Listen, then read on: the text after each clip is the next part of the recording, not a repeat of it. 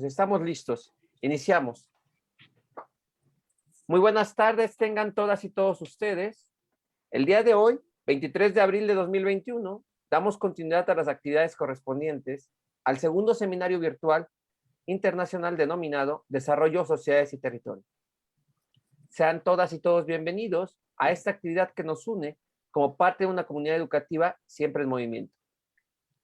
Vamos a solicitar a los participantes que se encuentran presentes en la plataforma de videoconferencia que mantengan en silencio su micrófono y agradecemos la presencia de quienes nos acompañan a través de la transmisión en vivo por nuestras redes sociales.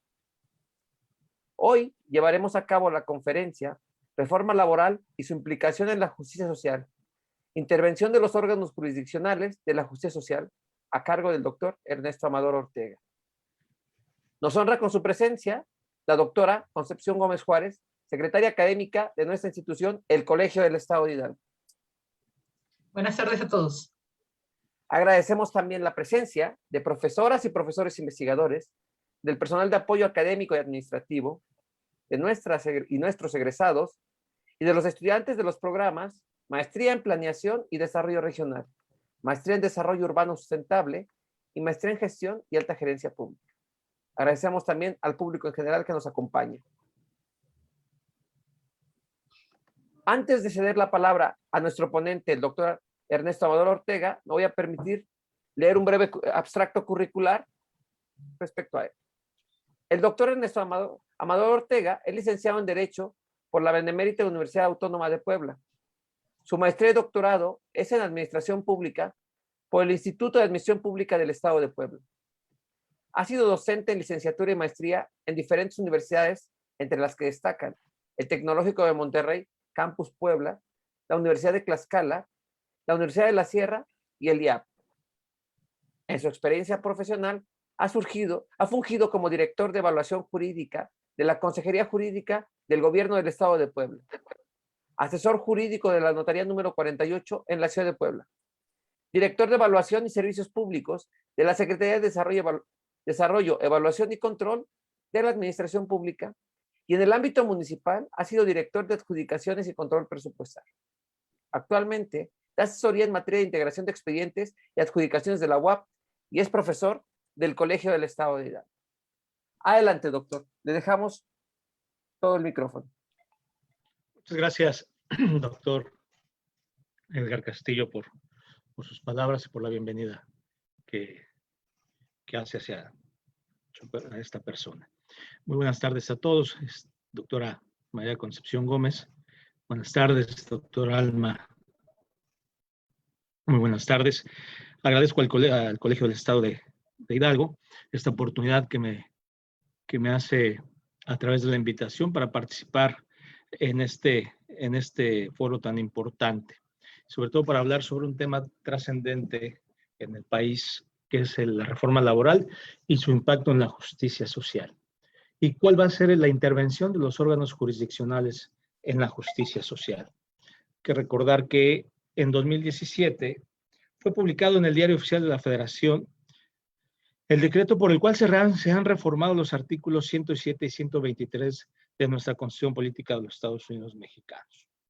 Una reforma de gran envergadura, de una gran trascendencia, debido a que tanto a nivel entidad federativa como a nivel federal, el derecho laboral, la justicia laboral siempre ha dependido de los titulares del Poder Ejecutivo. Una justicia que en algún momento se transforma en un sinónimo de actuación política, con las intervenciones, ya sea de los secretarios del ramo a los cuales pertenecen estas juntas de conciliación y arbitraje locales o federales, pero también en un abuso de poder por parte ya sea de los gobernadores y de los propios presidentes de la República.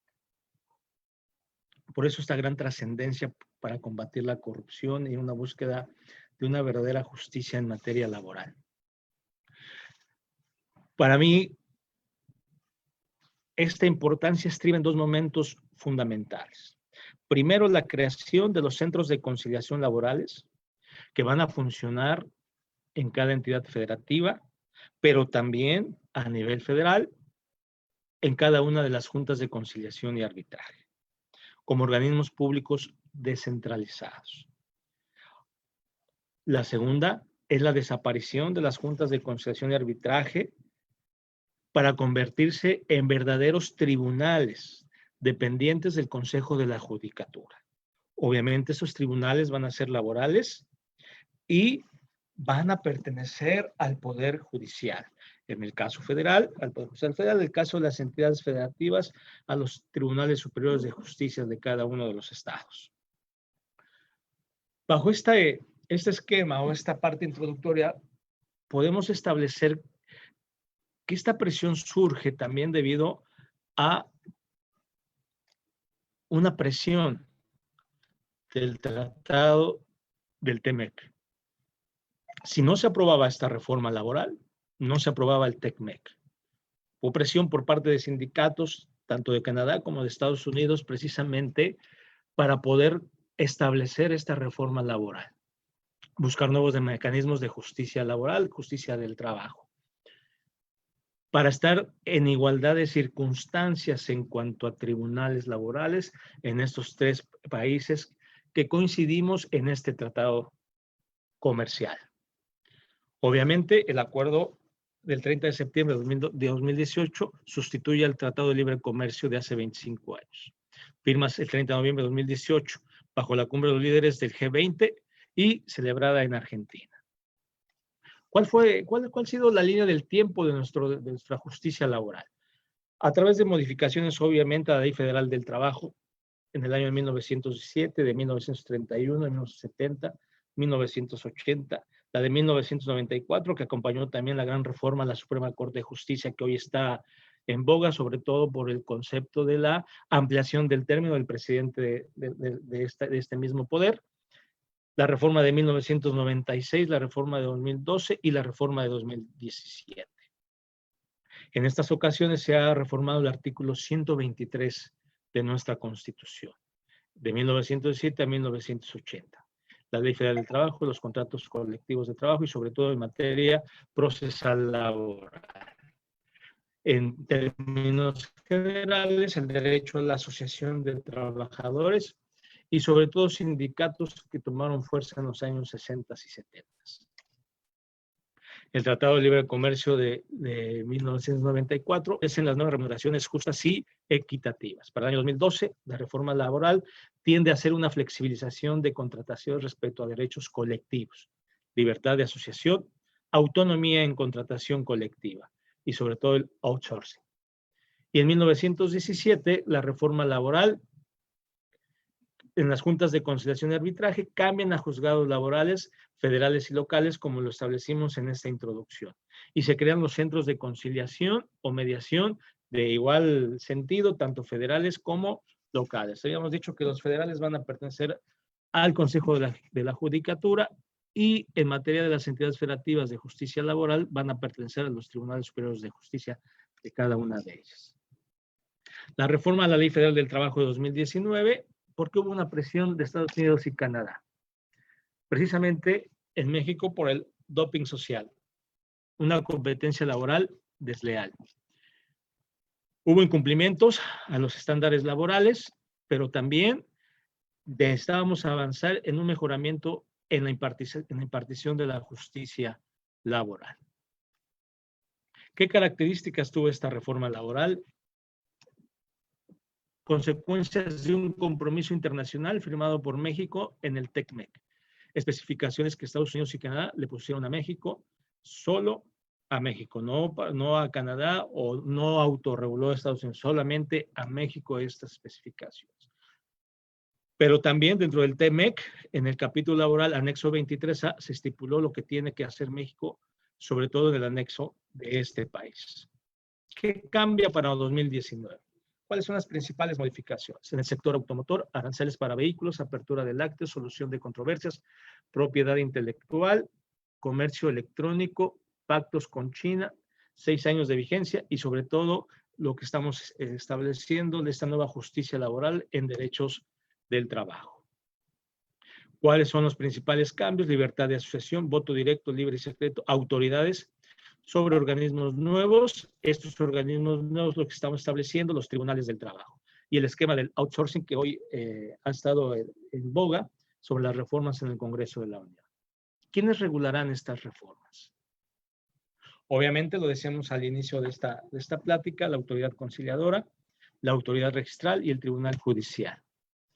En lo federal, el Centro Federal de Conciliación y Registro Laboral, los centros de conciliación de las entidades federativas y obviamente los tribunales laborales que estarán compuestos por los jueces laborales. ¿Qué implicaciones y qué perspectivas tenemos? Obviamente implicaría la revisión de todos los contratos colectivos de trabajo durante los próximos 4 años, que son cerca de 500,000 contratos colectivos registrados, más 22,000 que son federales. ¿Qué desafíos tenemos en materia de justicia laboral? Tenemos, obviamente, una presión externa, diversidad, equidad de género, una interfaz en la generacional entre la fuerza laboral, efectos globales y, sobre todo, también ampliamos esta justicia laboral a trabajadores del hogar. ¿Cuáles consideraciones importantes tenemos? Cambio de reglas que modifican el equilibrio laboral, nueva infraestructura de autoridades laborales, consulta del registro de impuestos y también de los contratos colectivos de trabajo a través de sitios web y empresarios fuera de proceso. Aquí podemos establecer también algunos elementos fundamentales en esta reforma del trabajo que nos dicen que la parte de la etapa de conciliación a nivel federal tiene como objetivo resolver conflictos entre dos partes. Esta reforma del 2017, de la cual estamos hablando, está inspirada obviamente en un modelo argentino que estableció un régimen de conciliación obligatoria. Es decir, no podemos establecer la etapa siguiente en una litis laboral si previo no se llevó a cabo la conciliación. Es obligatoria la conciliación en el proceso de la justicia laboral. A nivel federal, se reformó la fracción 20ª del artículo 123 constitucional en su apartado A. Y en esta establece que los tribunales laborales dependientes del Poder Judicial Federal o de los poderes judiciales de las entidades federativas sean los órganos competentes para conocer y resolver los conflictos obrero-patronales. Es ahí exactamente donde se da esta parte fundamental de la intervención de los organismos u órganos jurisdiccionales en la justicia social. La creación, recuerden que prácticamente el derecho es el puente de tensión que existe entre la sociedad y la justicia. Estos dos polos que están dimensionalmente lejos, ¿qué es lo que los va a unir? El derecho. El derecho es el puente de tensión que va a lograr que la sociedad logre su objetivo fundamental, que es la búsqueda de la justicia. Es ahí, en esta justicia, donde los órganos jurisdiccionales van a establecer prácticamente el concepto de justicia social. Por lo tanto, estos tribunales federales tendrán a su cargo la resolución de los asuntos relacionados con las ramas industriales de servicios que mencionamos en el apartado anterior. Recuerden que en el país tenemos 66 juntas especiales que van a integrar la Junta Federal de Conciliación y Arbitraje y que van a cambiar a hacer estas 66 juntas especiales a tribunales laborales en concordancia con la reforma del artículo 107 y 123 constitucional. ¿Qué vamos a provocar con todo esto? Que al instaurarse y entrar en función de los tribunales laborales, la justicia laboral sea judiciable, al dejar de estar a cargo del Ejecutivo Federal para transferirse al Poder Judicial de la Federación. Un ejemplo clarísimo del por qué la política impactaba mucho en las decisiones de la justicia laboral lo tenemos en Puebla en 1999, en la administración de Melquiades Morales Flores, donde su secretario de Economía, Saraín, era el dueño de una fábrica de muebles rústicos que se exportaban a Italia, y de un momento a otro el secretario de Economía, siendo dueño de ese taller, decide cerrarlo sin indemnizar constitucionalmente a los trabajadores. Bajo este contexto, deja indefenso a los cientos de trabajadores que nunca recibieron sus prestaciones de ley, una indemnización conforme a derecho, y es politizado el asunto en la Junta de Conciliación y Arbitraje Estatal de Puebla, obviamente, y jamás hasta el día de hoy se ha logrado que los trabajadores de Segusino, se llamaba la empresa, pudieran obtener sus prestaciones conforme a la ley. Obviamente cubierto por el entonces secretario de Economía, siendo dueño del taller, y en concordancia con el gobernador de ese entonces. Es por eso que hasta ese momento la justicia laboral siempre había sido un tema político, pero también de mucho sufrimiento para los trabajadores y obviamente para los trabajadores, para los abogados de los trabajadores, que llegaban a conciliar pues, prácticamente dádivas en lugar de buscar una justicia social para sus representados. Por eso es la importancia de esta reforma, quitar la politización de la justicia laboral para crear los tribunales y puedan decidir autónomamente dependientes del Poder Judicial Federal o en caso de los tribunales superiores de justicia para buscar esa justicia social y que podamos lograr verdaderas resoluciones que protejan y tutelan los derechos laborales de los trabajadores. En este sentido, a la reforma en materia de justicia laboral, dentro de este parámetro de avance, no se ha logrado una debida atención. ¿Cómo lo podemos establecer en este sentido de la importancia que tiene esta reforma y por qué no se ha dado esa importancia necesaria a tan importante, necesaria situación de los trabajadores? ¿Cuántos tribunales laborales llevamos instaurados en el país? No más de 4. Estamos hablando de 2017. Se ha dejado al olvido la implantación de estos tribunales en cada entidad federativa para buscar la justicia laboral. Por eso digo que no se ha otorgado la debida atención. Van a ir poco a poco esta implementación de los tribunales ante la urgencia de poder llevarlos a su instauración. Por lo tanto, urge que el legislativo haga el papel de control de esos checks and balances que tiene el federalismo mexicano, esos pesos y contrapesos para empujar a que el Poder Judicial implemente todos los tribunales laborales en el país, a nivel federal y obviamente también en cada una de las entidades federativas. Y si a nivel federal no tenemos más que 4 tribunales laborales, imagínense en las entidades federativas. ¿Cuándo van a desaparecer las juntas de conciliación y arbitraje locales? Es un paso más lento todavía.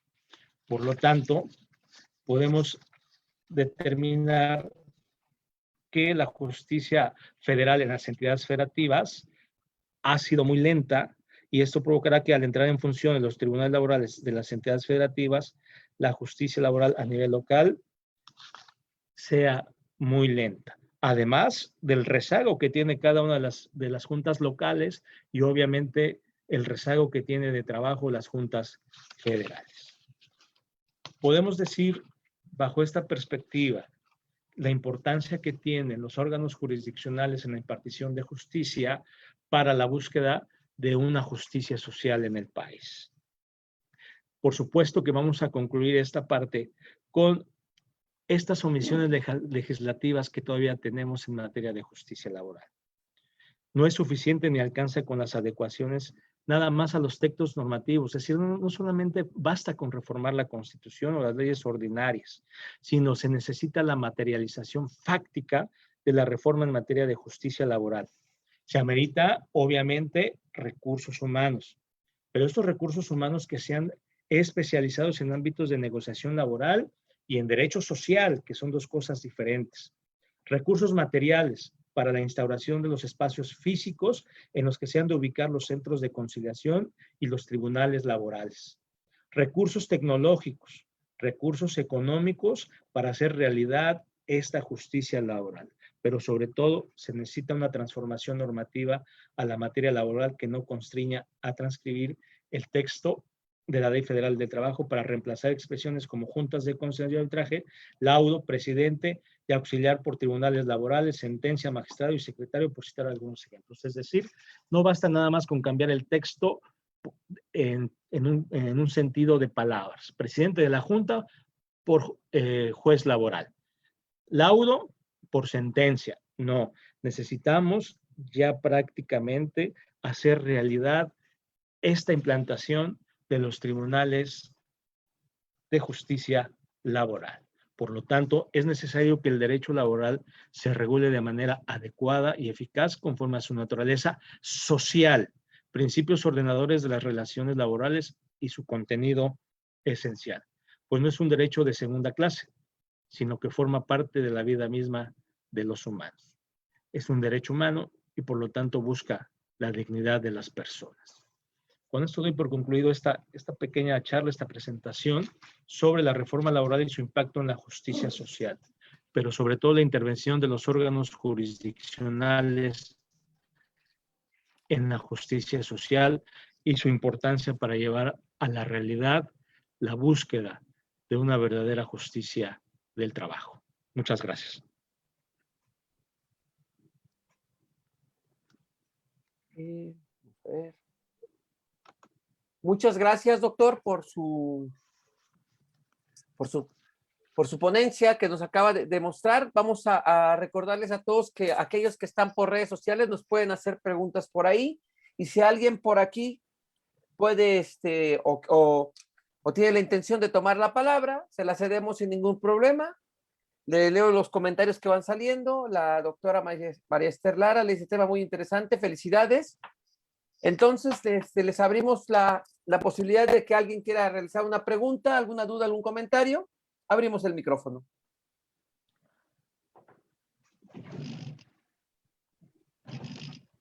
Marian levantó la mano. Adelante, Marian. Hola, gracias, buenas tardes. Pues, doctor, yo sí tengo una pregunta. ¿Cómo es que esta reforma laboral impacta en los entes públicos? Porque si bien, bueno, ya nos explicó que en el sector privado hacen algunas cosas raras, hemos visto igual que en la práctica, en el sector público, por ejemplo, algunos municipios hacen malas prácticas en el sector laboral.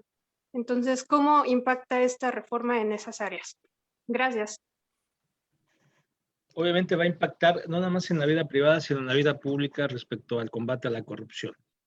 En buscar verdaderamente decisiones autónomas por parte de los expertos en materia de derecho laboral, que les vamos a llamar jueces laborales. Dejan de ser presidentes de las juntas, que eran nombrados obviamente por los secretarios de Gobernación, en el caso federal de la Secretaría del Trabajo y Previsión Social, y en el caso de algunas entidades federativas, de los secretarios de Gobernación dependían las juntas de conciliación y arbitraje locales.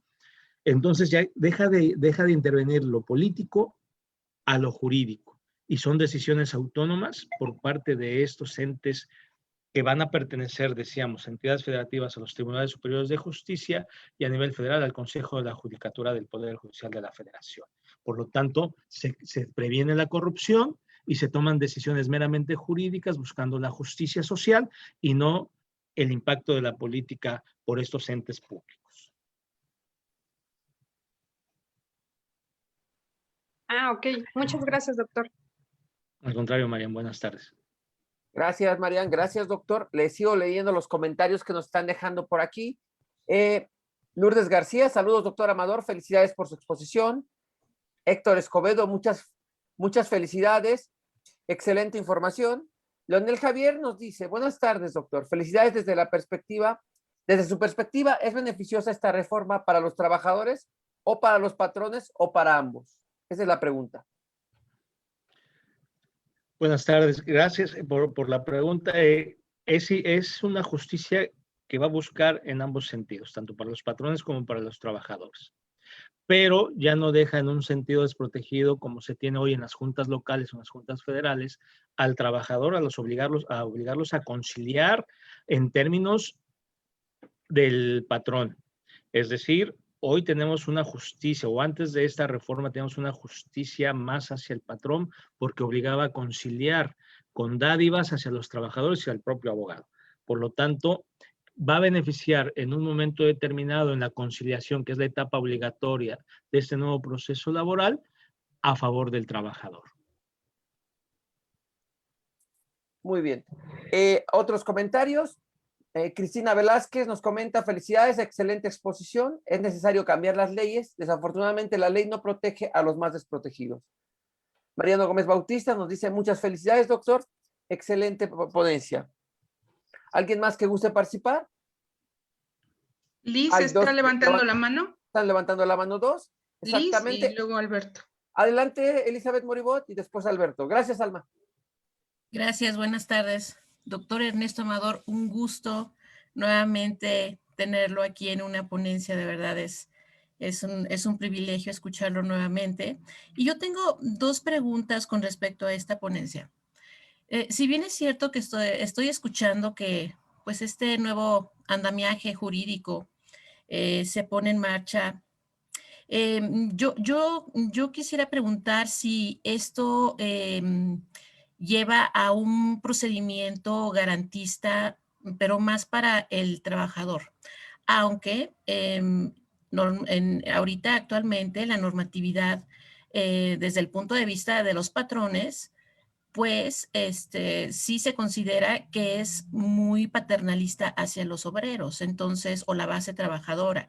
Entonces, no sé si, digo, ahorita escuchándolo dice que, bueno, va un poquito más a la base trabajadora, y entonces no estaríamos corriendo este riesgo de sí sobreproteger a esta parte laboral de estos trabajadores. Y segundo, ¿usted considera que con estas modificaciones que se están llevando a cabo, podamos lograr algún día alguna igualdad o cerrar la brecha que hay entre los trabajadores mexicanos con respecto y específicamente por el Tratado de Libre Comercio con los países de Canadá y Estados Unidos? Serían mis preguntas. Gracias, doctor. Muchas gracias, Liz. Aprecio mucho tus palabras.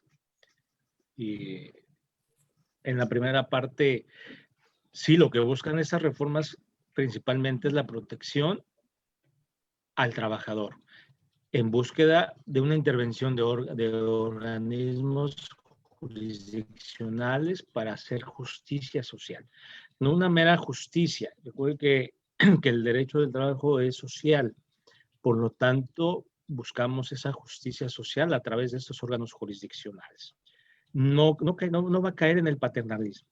Va a ser una justicia pronta y expedita, pero sobre todo buscando que ambas partes salgan beneficiados en torno al derecho y no a intereses económicos y políticos. Y segundo, lo que es muy difícil por las condiciones en las que nos encontramos en el país, lograr esa igualdad en el tratado, en el TEMEC, que seamos en cuanto a salario, en cuanto a condiciones de prestaciones, en cuanto a prestaciones de vivienda, etcétera. Lo veo muy complicado que logremos ese alcance con los países desarrollados. Pero creo que este es un buen inicio para lograr establecer nuevas bases para los trabajadores mexicanos y obviamente para los sindicatos. Muchas gracias, doctor. Buena tarde. Gracias. Adelante, Alberto.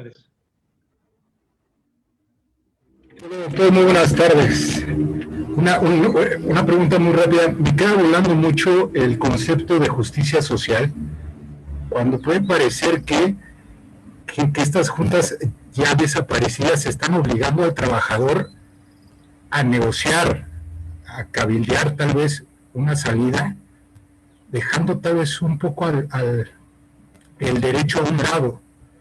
¿No puede parecer ese ejercicio un poco abusivo?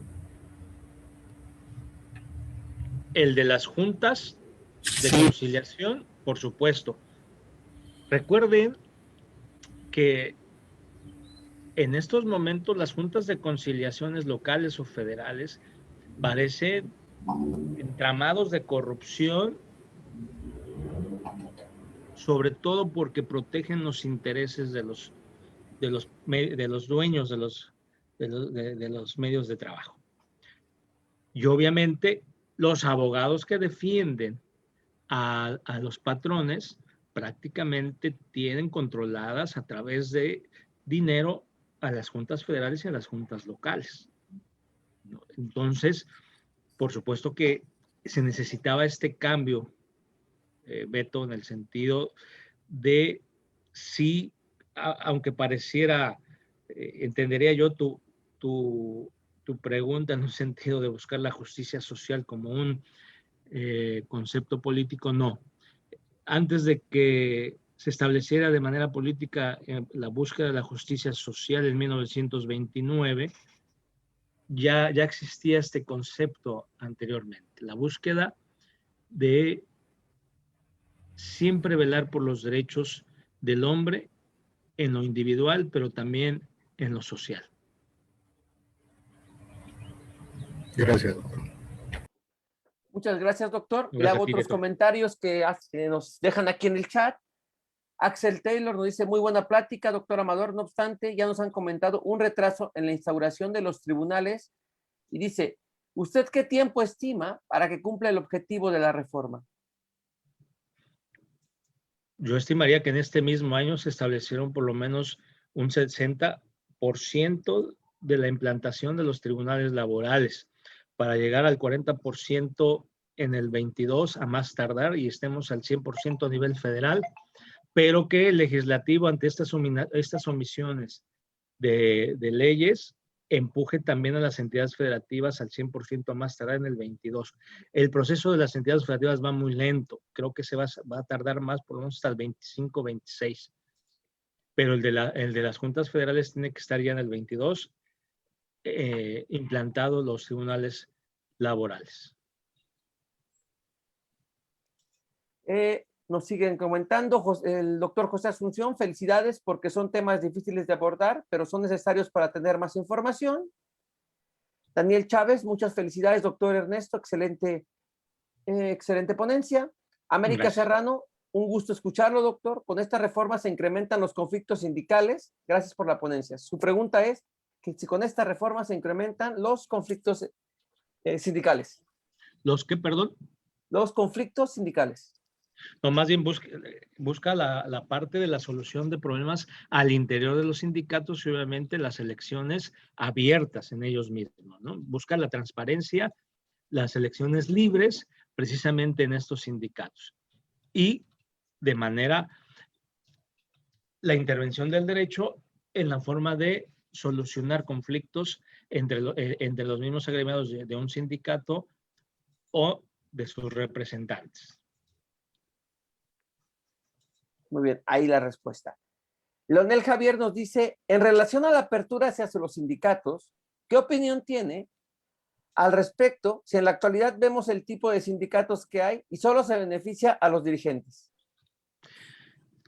Creo que es un paso importante en la búsqueda de la apertura de los sindicatos. Obviamente el mexicano es muy dado a siempre buscar mecanismos de cómo darle vuelta a la norma, ¿no? De cómo perpetuarse en el poder a través de los líderes que hoy se encuentran en representación de los trabajadores. Siempre va a existir eso y el ser humano por condición va a buscar la forma de siempre darle la vuelta a la ley. Pero creo que esta reforma es un buen paso para poder ya ser transparente y libre de elección a todos los representantes de los trabajadores. Nos va a costar trabajo, por supuesto, Leonel, pero creo que no había otro camino y empezar ahorita que dejarlo como estábamos. Muy bien. Manuel Callejas nos dice, felicidades, doctor, una muy buena ponencia. Lilian Rivera también, muchas felicidades, doctor Amador, acertada Gracias. charla laboral. Yo les comento a continuación que voy a dejar aquí en el chat el link de registro para aquellos que van a solicitar su constancia respectiva del seminario. Aquí tienen ya el link de registro. Doctor, yo le quisiera hacer una pregunta al respecto. Adelante, doctor, por favor. Hablando con algunos amigos que se dedican aquí al ámbito laboral, me comentaban que la reforma la veían bien porque de cierta forma se centralizaba, sería un poquito más fácil, pero todavía encuentran un problema en la cuestión de la digitalización de expedientes y de todo que entrara en un ámbito un poco más actual, porque para ellos, pues, ir por una copia a un tribunal les llevaba toda la semana. No sé si tenga algún comentario al respecto. Así es, sí, desafortunadamente, en términos de las juntas locales o federales, todavía se sigue manejando cero control electrónico, no así el Poder Judicial Federal, que ya tiene avanzados estos elementos en controles electrónicos. Pero en materia laboral vamos muy rezagados, va a ser uno de los elementos que tendrá que incorporar inmediatamente el Poder Judicial de la Federación a través del Consejo de la Judicatura, que ya lo tiene avanzado. Yo creo que va a ser más rápido lo que estamos ahorita a nivel federal. A nivel local va a ser un poco más lento, pero creo que no va a ser tan tardado que se incorporen a los sistemas de digitalización, pero sobre todo a las aperturas de esta justicia electrónica a nivel federal. Muy bien, Porque doctor, gracias. Ya lo tiene el Poder Judicial de la Federación, ya lo tiene experimentado y lo tiene aplicado. Muy bien. ¿Alguien más gusta participar, pedir la palabra?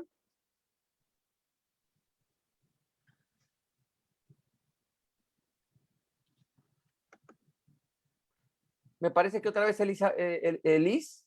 Adelante, Liz. Adelante y después viene Claudia. Ay, gracias. Y de verdad es que no sé si me permita el doctor Ernesto con muchísimo respeto abonar a lo que él acaba de comentar. También no olvidar que pues en muchas entidades se ha modificado recientemente las leyes locales de archivo, porque bueno, ya es una obligación desde hace muchísimo tiempo la digitalización de los documentos, ¿no? Esto va definitivamente armonizado con pues el sistema nacional anticorrupción, que sabemos que, bueno, esta parte de los archivos, que es la que cuenta la historia y la que tiene que ordenar todas las actuaciones dependiendo de las facultades que cada una de las instituciones tiene y de las autoridades, pues ya es una obligación que desde hace mucho tiempo las instituciones tenemos, ¿no? Entonces, como bien lo comenta el doctor Ernesto, bueno, pues tiene que darse de ya estas armonizaciones con respecto a las leyes de archivo, obviamente la Ley General de Archivo, pero más aún yo creo que después de la pandemia pues a todos nos cambió la vida, ¿no? Y entonces ahorita vemos que la gran mayoría de todas nuestras actividades pues las hacemos a través de medios digitales, entonces pues definitivamente creo que ya la opción, más bien ya el futuro nos alcanzó, entonces tenemos que dar cumplimiento a esta ley de archivo y por supuesto que pues va hermanada y va entrelazada con otro tipo de acciones, ¿verdad? Pero sí me pareció importante mencionarlo. Muchísimas gracias. Gracias, Elizabeth. Claudia, adelante. Gracias. Hola, buenas tardes, doctor. Un gusto escucharle nuevamente. Gracias, Claudia. Doctor, en relación a la etapa prejudicial, que ahora, como usted acertadamente lo comentaba, se requiere una etapa conciliatoria de manera obligatoria, se dio apertura, o la ley así lo manejó, a que no necesariamente sea un licenciado en Derecho quien ocupe ese cargo de conciliador. Su servidor entiende perfecto que hay muchas personas a las que se les facilita esa actividad. que profesionistas de cualquier otra índole diferente a lo que es el derecho. Sin embargo, ¿qué opinión le merece al respecto que se haya aperturado así? Porque la duda en muchos compañeros abogados es, bueno, ok, van a llegar a la etapa conciliatoria, pero si la persona que nos va a orientar o que te va a auxiliar, trabajador, patrón, sin asistencia de los abogados, desconoce lo que es la materia laboral, esto es las prestaciones, el cálculo de las mismas, ¿cómo te voy a poder ayudar para lograr precisamente llegar a un arreglo o un acuerdo conciliatorio? ¿Qué opinión le merece al respecto? Claro, hay que recordar que, si bien es cierto, aunque seamos abogados, no quiere decir que seamos expertos conciliadores, ¿no? Esa es también una de las debilidades que tenemos. No todos los abogados somos buenos conciliadores. Bajo este aspecto, hay especialidades, sobre todo en materia de conciliación, que se pueden acreditar por aquellos otros profesionistas que no necesariamente tengan el perfil de abogados, pero sí de conciliadores, que no necesariamente van a repercutir en cuanto a la búsqueda de la justicia laboral. Yo creo que estoy de acuerdo en esta apertura, siempre y cuando acrediten que tienen esa especialidad. Hay estudios, no son improvisados, sino son perfectamente certificados para poder conciliar. Siempre y cuando lo acrediten, creo que vale la pena como expertos conciliadores.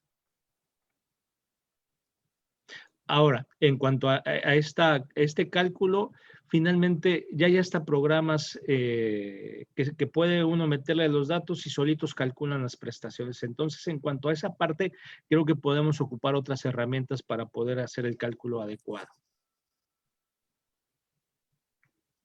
Muchas gracias, doctor. No, gracias a usted, Claudia. Alberto, ¿quieres comentar algo más? Porque se sigue tu mano levantada.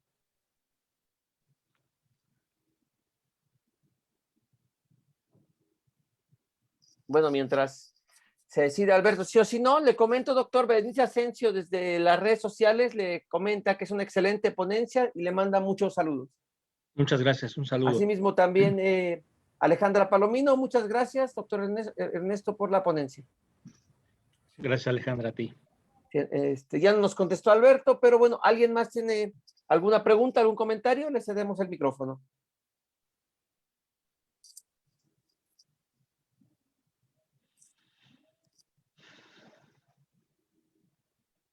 Pues parece que no. No sé si nos quieras comentar algo, Alma. No, pues sí quiero preguntarle algo. Adelante. Porque no entiendo una cosa que dijo. Con todo. Sí, es que cuando estableces que hay que hacer una revisión de los contratos, ¿qué es lo que le van a revisar? O sea, ¿van a revisar todo o van a decir, voy a tomar en cuenta ciertas cosas y me voy sobre eso? Porque son muchísimos, ¿no? O sea, 550 y tantos, no sé. Entonces, ¿o tú qué sugieres? ¿Que se haga la revisión así de todo o se revisa solo uno y se aplica para todos? ¿O cómo se hace esto? No es en lo general, es en lo particular de acuerdo a cada ramo y a cada sindicato. O sea, cada uno de ellos tendrá que revisar su propio contrato colectivo de trabajo, pero no un organismo va a revisar todos los contratos, no, porque sería algo inaudito, ¿no? No tendría ni por qué revisarlo. Cada ramo tiene su contrato colectivo, cada sindicato tiene su contrato colectivo y las partes involucradas, que son la representación del patrón, de los trabajadores. Y en este caso los tribunales tendrán que revisar en caso de que sea necesario, si no, no pasa nada, no tendrá por qué revisarlo. Okay. ¿Y hay algunos lineamientos o que digas, voy a revisar primero A, luego B, luego C, o cada quien toma la decisión? No, cada quien toma la decisión de acuerdo a las necesidades propias de su ramo o de su sindicato o en defecto de sus propias necesidades, ¿no? Ah, ok. Muy bien, pues nada más era eso porque me saltaba la duda. Muchas gracias, doctor. Muchas gracias, Almita. Otro mensaje, doctor Hugo Alba Palomino. Profesor, muchas gracias por la ponencia. Nuevamente Gracias. Un saludo, Hugo. Les preguntamos, ¿alguien más gusta participar?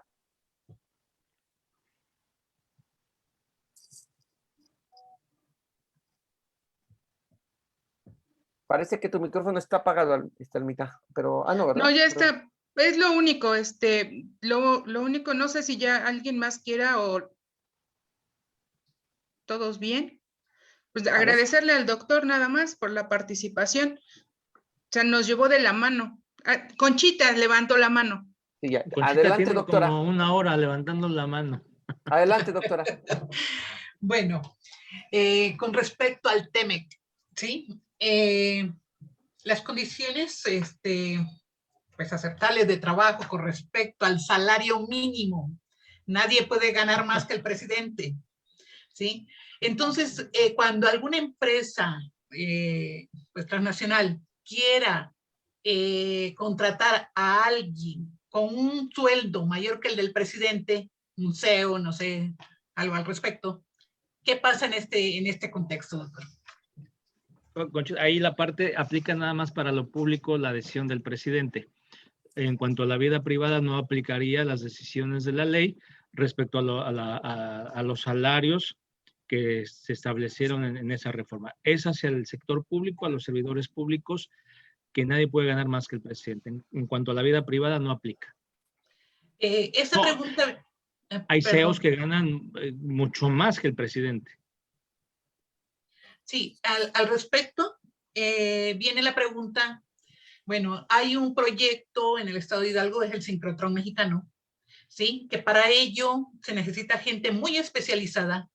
Hay mexicanos que están trabajando en el extranjero y que si regresan podrían ganar más que el presidente. O si dentro de las instalaciones de esta megaciencia se contratara a alguien con un salario mayor al del presidente, pues sería casi imposible. ¿Qué se podría hacer ahí al respecto?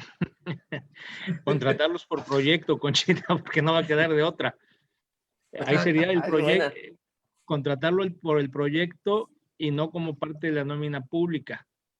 No les va a convenir. Por eso es que de entrada, aunque esta arista de no ganar más que el presidente en el sector público, finalmente no regresan porque aunque no esté esa limitante, los salarios en el país no son atractivos para los investigadores. Sí, así es. Bueno, pues creo que nos queda claro. Sí, ahora cuando hay alguna demanda laboral, ¿sí? Básicamente ya no existe conciliación y arbitraje, ya no se irían a los tribunales en primera instancia, sino se tendrían que ir a jueces laborales. Es así como comprendí la situación, ¿no? Y los jueces laborales harían lo que antes hacía conciliación y arbitraje para llegar a acuerdos, pero estos acuerdos no serían en detrimento de alguna negociación sobre el salario, los salarios caídos por falta de empleo, ¿no? O despido injustificado. Es así como, porque antes se negociaba. Así es, hay la etapa de conciliación.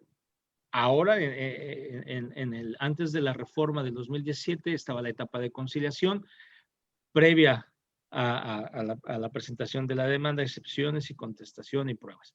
Pero hoy, forzosamente, antes de acudir al juez, decíamos al inicio de la ponencia que hay una conciliación obligatoria de este organismo público descentralizado que lo vamos a llamar Centro de Conciliación Laboral.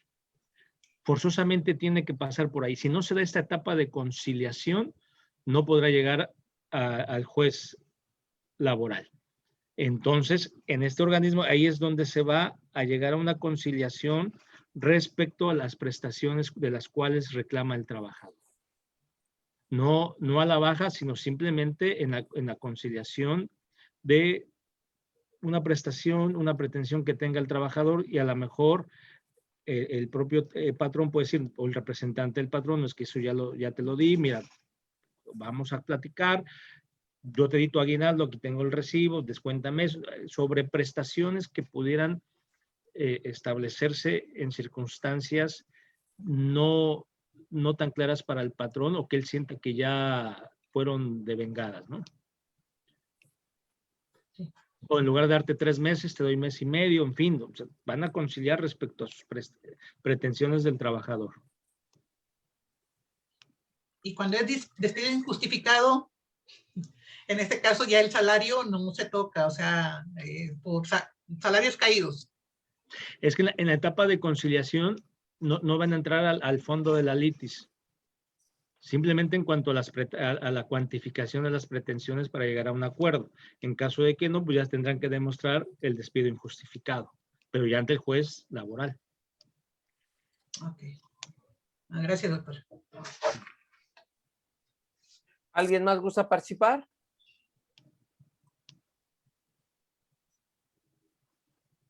Pues parece que quedó muy claro que las preguntas fueron muy concretas y bien contestadas por nuestro ponente, el doctor Ernesto Amador. Doctora Conchita, le cedo la palabra para el mensaje institucional e ir culminando con nuestra conferencia. Pues a nombre de la doctora Rocío Ruiz de la Barrera, pues, doctor Ernesto, pues muchas gracias por la atención a esta invitación que hizo la doctora Alma. A todos, pues también muchas gracias. Creo que fue un tema importante, actual, ¿sí? Que hay mucho por hacer todavía también. Desde las instalaciones de estos jueces laborales y la conciliación, bueno, el departamento que se asigne para ellos también, el poder trabajar en su estructura. Creo que no es fácil cambiar del estatus que estamos actualmente a lo que viene con esta reforma. También cuestiones de pues todos los cambios que va a haber en el sector público, privado, pues también estamos viendo pues básicamente es en apoyo al trabajador y esperemos que así sea. Pues muchas gracias, doctor, muy amable, y gracias a todos por estarnos acompañando en este tema tan importante. No, muchas gracias a usted, doctora Conchita. Gracias, licenciado Edgar. Agradezco la invitación de la doctora Rocío, directora general del Colegio del Estado de Hidalgo, a la propia institución, a la doctora Alma por la invitación y a todos los que nos hicieron favor de acompañarnos. Pues, muchísimas gracias, detenemos la transmisión y agradecemos a todos por acompañarnos y estar aquí. Y a los alumnos de MAGAP, pues, a incorporarse a sus clases, es correcto, ¿verdad, Alma?